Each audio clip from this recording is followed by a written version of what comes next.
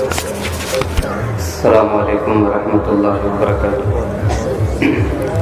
الحمد للہ رب العالمین والصلاة والسلام علی سید الانبیاء واشرف المرسلین وعلی آلہ واصحابہ واتباعہ ومن دعا بدعوتہ الی یوم الدین، اما بعد فاعوذ باللہ من الشیطان الرجیم، بسم اللہ الرحمن الرحیم۔ سبحانک لا علم لنا الا ما علمتنا انک انت العلیم الحکیم۔ قال اللہ تعالی فی شان حبیبہ و نبیہ ان اللہ و ملائکتہ یصلون علی النبی یا ایھا الذین آمنوا صلوا علیہ وسلموا تسلیما۔ اللہم صل علی سیدنا و مولانا محمد و آلہ و اصحابہ وبارک وسلم۔ صلاۃ و سلام علیک یا رسول اللہ صلی اللہ تعالی علیہ وسلم۔ عزیزان گرامی، تاجدار اہل سنت شہزادہ اعلیٰ حضرت حضور مفتی اعظم ہند رحمۃ اللہ تعالی علیہ گناہ و خوبیوں کے مالک تھے۔ آپ کے بارے میں تذکرہ نگاروں نے بڑے تفصیل سے لکھا ہے، لیکن وقت اس بات کی اجازت نہیں دیتا کہ میں آپ کی زندگی کے کسی بھی گوشے پہ تفصیل سے روشنی ڈالوں۔ اسی لیے میں آج آپ حضرات کے سامنے آپ کی زندگی سے کچھ ایسے اہم واقعات پیش کرنا چاہوں گا کہ جن سے ہمارے عمل کی اصلاح ہو سکتی ہے اور جو ہمارے لیے مشعل راہ کی حیثیت رکھتے ہیں۔ حضور مفتی اعظم ہند رحمۃ اللہ تعالی علیہ کی سیرت کا مطالعہ کرنے والے اس بات کو بخوبی جانتے ہیں کہ آپ ایک عالم ربانی تھے، آپ ایک عاشق رسول تھے، آپ ایک مرشد برحق تھے، اور ساتھ ہی ساتھ آپ گوناگو خوبیوں کے مالک تھے۔ حضرت مفتی اعظم ہند رحمۃ اللہ تعالی علیہ کی پوری زندگی شریعت و سنت کے سانچے میں ڈھلی ہوئی تھی۔ آپ فرائض و واجبات کے ساتھ ساتھ سنن و مستحبات پر بھی بڑی سختی سے عمل کیا کرتے تھے، اور آپ قرآن و سنت پہ بڑی سختی سے عمل کرتے تھے۔ حضور مفتی اعظم ہند رحمۃ اللہ تعالی علیہ کی نماز کا ذکر کرتے ہوئے لوگوں نے یہ بیان کیا ہے کہ جب نماز کا وقت ہو جاتا تو آپ کامل وضو کرتے تھے، اس کے بعد امامہ سجا لیتے اور گلے کے بٹن لگا لیتے، اپنے آستینوں کو درست کر لیتے، اور خدا کی بارگاہ میں جس شان کے ساتھ ایک بندے کو حاضر ہونا چاہیے بالکل اسی شان کے ساتھ آپ خدا کی بارگاہ میں پہنچتے تھے۔ آج بہت سارے لوگ نماز کے لیے مسجد میں حاضر ہوتے ہیں، لیکن ان کا جسم پسینے سے شرابور ہوتا ہے، ان کے سر کے بال پراگندہ ہوتے ہیں، اور ان کے کپڑے اس قابل نہیں ہوتے کہ ان کپڑوں میں خدا کی بارگاہ میں حاضری دی جائے۔ ما لکم لا ترجون للہ وقارا، آخر تمہیں کیا ہو گیا ہے کہ تم اللہ کے لیے وقار کو ملحوظ نہیں رکھتے؟ اللہ کی بارگاہ میں حاضری کا طریقہ کیا ہے؟ قرآن کہتا ہے یا بنی آدم خذوا زینتکم عند کل مسجد، کہ اے بنی آدم جب تم خدا کی بارگاہ میں آؤ تو مکمل زینت کے ساتھ آؤ، اور اس کی نظیر اگر دیکھنی ہو تو حضور مفتی اعظم ہند کی زندگی میں دیکھی جا سکتی ہے۔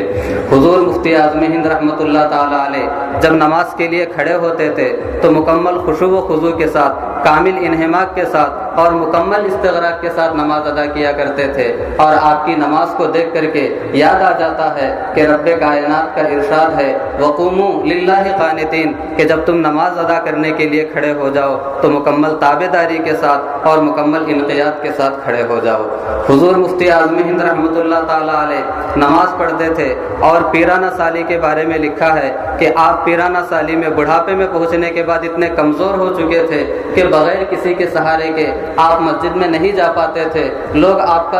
کو سہارا دے کر کے مسجد کے اندر پہنچاتے تھے، لیکن جب جیسے ہی آپ مسجد میں پہنچ جاتے آپ کے اندر ایک روحانی قوت بیدار ہو جاتی، اور آپ بغیر کسی سہارے کے مکمل نماز کامل استغراق کے ساتھ ادا کیا کرتے تھے۔ اللہ تعالیٰ فرماتا ہے وَإِنَّهَا لَكَبِيرَةٌ إِلَّا عَلَى الْخَاشِعِينَ، کہ یہ نماز ادا کرنا انتہائی دشوار ترین کام ہے، لیکن جن کے دل اللہ کی خشیت سے مملو ہوا کرتے ہیں، جن کے دلوں میں خوف الہی ہوا کرتا ہے، ان کے لیے نماز انتہائی آسان ہو جاتی ہے۔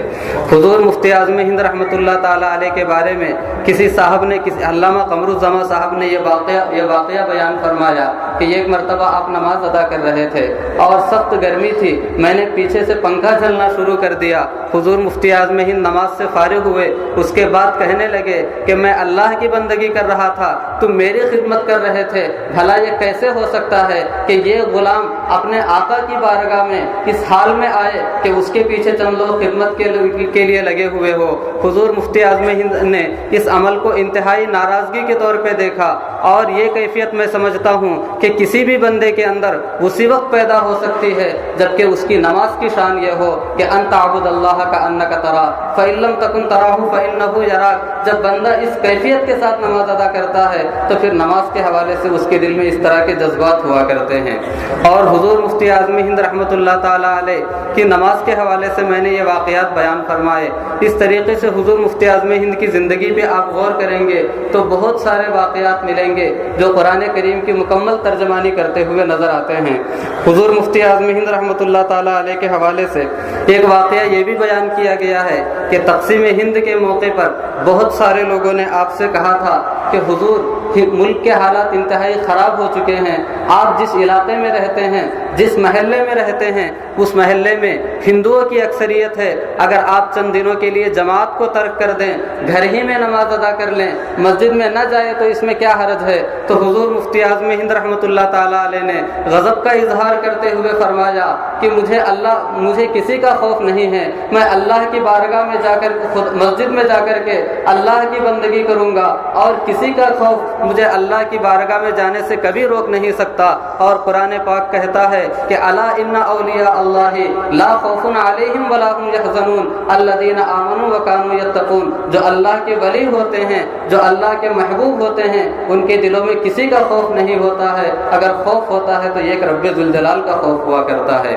یہ حضور مفتی اعظم ہند رحمۃ اللہ تعالیٰ علیہ کی زندگی تھی جو سراسر قرآن کریم کی تفسیر نظر آتی ہے۔ اور حضور مفتی اعظم ہند رحمۃ اللہ تعالیٰ علیہ کی صرف ایک نماز ہی نہیں بلکہ ان کی زندگی کے کئی واقعات ہیں کہ جن کو ہم دیکھتے ہیں تو صاف طور پہ ہمارا دل یہ کہتا ہے کہ یہ قرآن کی ترجمانی ہے، یہ حدیث کے مطابق عمل ہے۔ آپ کو میں بتاؤں کہ حضور مفتی اعظم ہند رحمۃ اللہ تعالیٰ علیہ کی جس طریقے سے عابدانہ زندگی تھی، بالکل اسی طریقے سے آپ کی زاہدانہ زندگی تھی، یعنی آپ کے اندر دنیا سے بے رغبتی اور مال سے بے رغبتی اس درجہ پائی جاتی تھی کہ آپ کے سامنے اگر کوئی مال پیش کیا جاتا، تحفہ پیش کیا، نذرانہ پیش کیا جاتا ان کی تقریروں پہ تو بالعموم وہ قبول نہیں کیا کرتے تھے۔ اور قرآن پاک پہ آپ غور کیجئے کہ اللہ کے نیک بندوں کے سامنے جب مال کی پیشکش ہوتی ہے تو وہ اس کو قبول نہیں کرتے بلکہ اس مال پر اللہ کی رضا کو ترجیح دیا کرتے تھے۔ حضرت ذوالقرنین کا واقعہ آپ کو معلوم ہوگا کہ جب وہ بین السدین میں پہنچے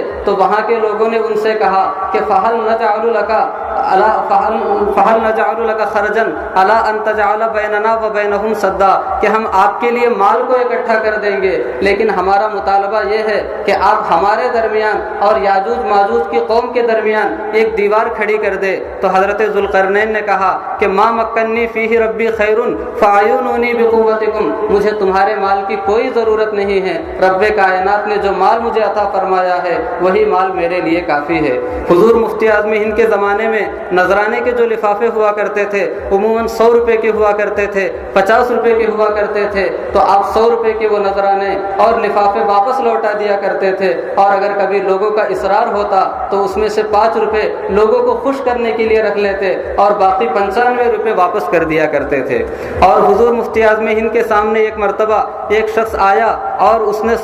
نے کچھ روپے دیے اور کہا کہ حضور یہ آپ کی رضا مسجد کا چندہ ہے۔ حضور مفتی اعظم ہند نے جیب میں وہ 100 روپے وہ پیسے رکھ لیے اور آپ کو یہ اندازہ نہیں ہو سکا کہ آپ نے کس جیب میں یہ پیسے رکھے ہیں، اور ایک جیب تو خالی تھی، دوسرے جیب میں ان کے اخراجات کے پیسے تھے۔ حضور مفتی اعظم ہند نے جیب میں ہاتھ ڈالا، ایک طرف جب جیب میں ہاتھ ڈالا تو اس میں کچھ بھی پیسے نہیں نکلے، دوسرے جیب میں جب ہاتھ ڈالا تو اس میں بہت سارے پیسے نکلے جس میں چندے کی بھی رقم تھی، دوسری بھی رقم تھی۔ تو حضور مفتی اعظم ہند نے پوچھا کہ آپ کو معلوم ہے کتنا چندہ دیا گیا؟ تو وہ لوگ کہنے لگے کہ ہمیں نہیں معلوم کہ اس آنے والے نے کتنا چندہ دیا، وہ تو چندہ دے کر کے چلا گیا تھا۔ تو حضور مفتی اعظم ہند نے وہ پورے کے پورے پیسے مسجد کو بطور چندہ عطا کر دیے۔ اور قرآن پاک میں ہے، اور یہ کیفیت بندے کے اندر اسی وقت پیدا ہوتی ہے جب اس کے اندر حرص نہ ہو، لالچ نہ ہو، طمع نہ ہو، اور جس بندے کی یہ کیفیت ہوتی ہے دراصل وہی کامیاب ہوا کرتا ہے۔ قرآن پاک میں ہے کہ وَمَن یُوقَ شُحَّ نَفْسِهِ فَأُولَٰئِکَ هُمُ الْمُفْلِحُونَ، جن کے دل حرص سے خالی ہوتے ہیں، طمع سے خالی ہوتے ہیں، لالچ سے خالی ہوتے ہیں، وہی لوگ کامیاب ہوا کرتے ہیں۔ اور حضور مفتی اعظم ہند کی زندگی پہ جب ہم غور کرتے ہیں تو ہمیں یہ سمجھ میں آتا ہے کہ رب کائنات کا ارشاد ہے کہ وَلَٰكِن كُونُوا رَبَّانِيِّينَ بِمَا كُنتُمْ تُعَلِّمُونَ الْكِتَابَ وَبِمَا كُنتُمْ تَدْرُسُونَ۔ اس قرآن کو پڑھ کر کے، اس قرآن کو پڑھا کر کے تم عالم ربانی بن جاؤ۔ اور یقیناً حضور مفتی اعظم ہند رحمۃ اللہ تعالیٰ علیہ قرآن پاک پہ، حدیث پاک پہ عمل کرنے کی بنیاد پہ عالم ربانی بن چکے تھے، عارف باللہ تھے، عاشق رسول تھے۔ رب کائنات کی بارگاہ میں دعا ہے کہ ہمیں اپنے بزرگوں کے نقش قدم پہ چلنے کی توفیق عطا فرمائے۔ آخر میں درجہ ثابیہ کے تمام طلباء کا شکریہ ادا کرتا ہوں اور ان کے حق میں دعا کرتا ہوں کہ اللہ تعالیٰ ان کو اور تمام طلباء کو دارین کی سعادتوں سے بہرور فرمائے۔